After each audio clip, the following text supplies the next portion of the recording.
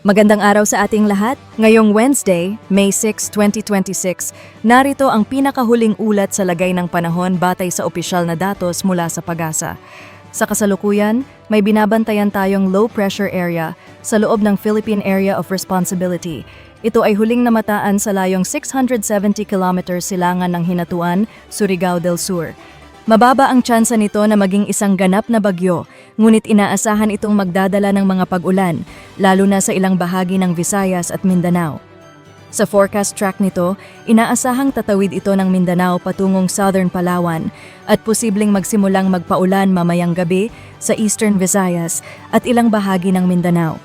May posibilidad din na humina o tuluyang mag-dissipate habang nakikipag-interact sa kalupaan ng Mindanao. Samantala, ang isa pang sama ng panahon na minomonitor sa labas ng ating PAR ay nananatili sa Tropical Depression category.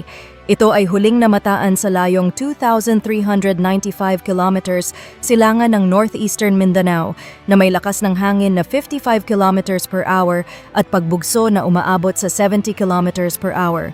Ito ay kumikilos pakanluran sa bilis na 10 kilometers per hour.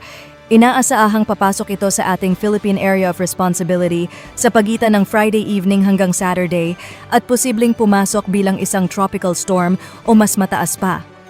Kapag ito ay naging ganap na bagyo sa loob ng PAR, tatawagin itong Bagyong Kaloy, ang pangatlong bagyo ngayong taon. Bagamat may posibilidad itong humina dahil sa hindi paborableng kondisyon ng kapaligiran, hindi pa rin natin inaalis ang tsansa na ito ay bahagyang lalapit sa silangang bahagi ng ating bansa. Sa ngayon, wala pang direktang epekto ang mga sistemang ito sa bansa at patuloy pa ring umiiral ang easterlies o mainit at maalinsangang hangin mula sa karagatang Pasipiko. Para sa lagay ng panahon ngayong araw sa Luzon, kabilang ang Metro Manila, inaasahan ang maaliwalas hanggang bahagyang maulap na kalangitan. Mainit at maalinsangan pa rin, lalo na mula tanghali hanggang hapon. Mababa ang tsansa ng malawakang pag-ulan, ngunit posible ang mga isolated rain showers o localized thunderstorms sa hapon hanggang gabi. Sa Eastern Samar, Southern Leyte, Dinagat Islands at Surigao del Norte, inaasahan na magsisimula ng makaapekto ang low pressure area mamayang gabi na magdadala ng kalat-kalat na pag-ulan. Sa Palawan, nalalabing bahagi ng Visayas at Mindanao, makakaranas pa rin ng maaliwalas na panahon sa umaga, ngunit may tsansa ng isolated rain showers at thunderstorms pagsapit ng hapon at gabi. Para sa heat index, kahapon ay nakapagtala ng 38 hanggang 40 degrees Celsius sa Metro Manila, habang ang pinakamataas ay 44 degrees Celsius sa Tacloban City. Ngayong araw, inaasahang aabot sa 39 hanggang 41 degrees Celsius ang heat index sa Metro Manila at maaaring umabot sa 45 degrees Celsius sa Tacloban City. Paalala, sa kabila ng mga pag-ulan sa ilang lugar, mananatili pa rin ang mainit at maalinsangang panahon.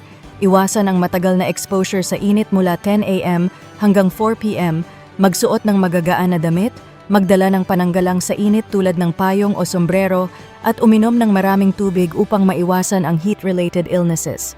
Para sa lagay ng dagat, wala tayong nakataas na gale warning sa alinmang baybayin ng ating bansa. Ito ang inyong lingkod, isang independent weather forecaster na patuloy na maghahatid ng update batay sa opisyal na datos mula sa PAGASA. Magandang araw at manatiling ligtas.